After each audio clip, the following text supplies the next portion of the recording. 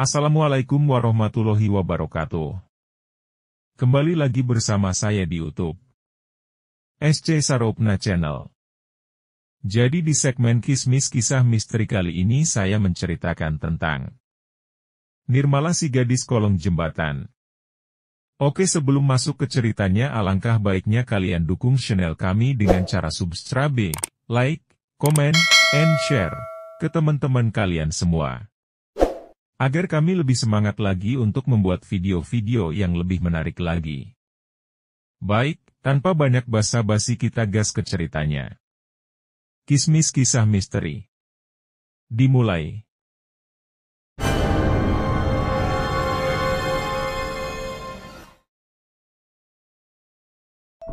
Malam itu gelap pekat.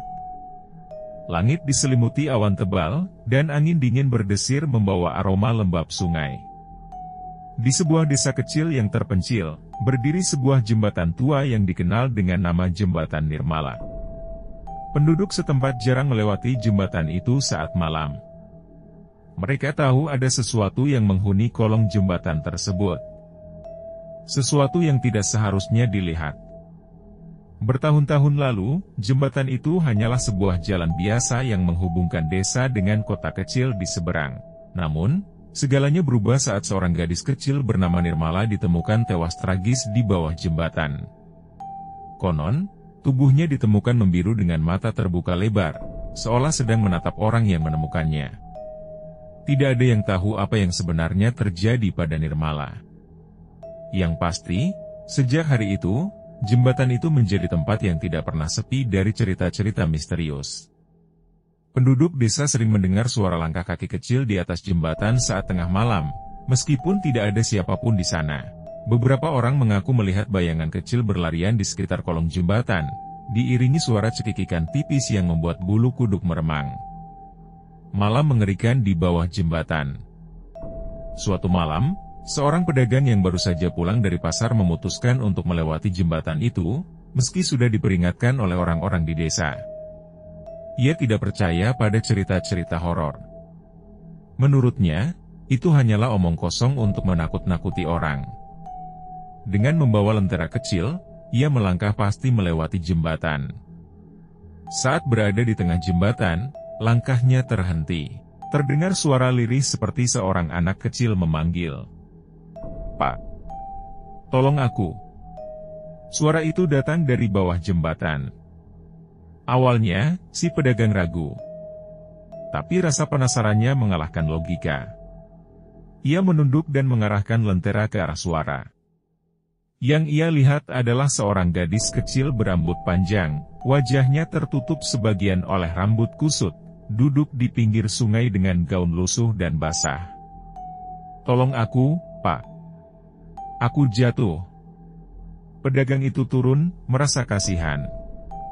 Tapi semakin dekat, ia mulai merasa ada yang aneh. Bau busuk yang menyengat tiba-tiba memenuhi udara. Saat ia semakin dekat, gadis itu perlahan mendongak. Wajahnya pucat, dengan mata hitam legam dan mulut menyeringai lebar, memperlihatkan gigi-gigi tajam. "Kenapa kau di sini, Pak?" Suara gadis itu berubah menjadi serak dan dingin. Seketika itu juga, lentera si pedagang padam. Jeritanya menggema di malam yang sunyi. Keesokan harinya, warga desa menemukan tubuhnya tergeletak di bawah jembatan dengan ekspresi ketakutan luar. Semakin banyak orang yang menjadi korban. Ada yang hilang tanpa jejak, ada yang ditemukan tewas dengan kondisi mengenaskan. Warga desa mulai menyelidiki masa lalu Nirmala, mencoba mencari jawaban atas teror ini.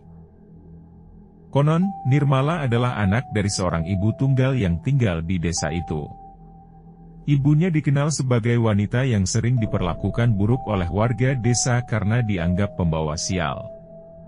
Ketika Nirmala kecil bermain di sekitar jembatan, ia disiksa oleh sekelompok anak-anak yang usil.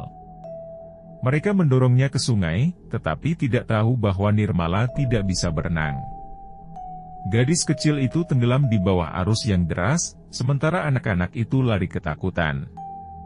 Ibunya, yang hancur mengetahui kematian anaknya, mengutuk tempat itu sebelum akhirnya menghilang tanpa jejak. Sejak saat itu, arwah Nirmala dipercaya menghantui jembatan, mencari keadilan untuk kematiannya. Seorang dukun terkenal dipanggil ke desa untuk menghentikan teror ini. Dukun itu membawa sesajen dan mantra-mantra kuno. Ia mendatangi kolong jembatan tepat pada malam Jumat Kliwon, waktu yang diyakini paling kuat untuk menghadapi makhluk halus. Saat ritual dimulai, suara tangis anak kecil terdengar semakin keras dari dalam kegelapan. Bayangan Nirmala muncul di pinggir sungai, menatap dukun itu dengan mata penuh kebencian.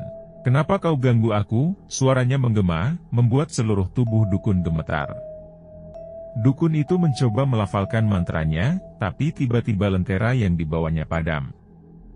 Dalam gelap gulita, ia merasa sesuatu menyentuh bahunya. Ketika ia menoleh, wajah Nirmala ada di depannya, tersenyum menyeringai. Satu jeritan menggema, dan semuanya menjadi sunyi. Esok harinya, warga menemukan tubuh dukun itu tergeletak di bawah jembatan. Tidak ada yang berani mencoba mengusir Nirmala lagi.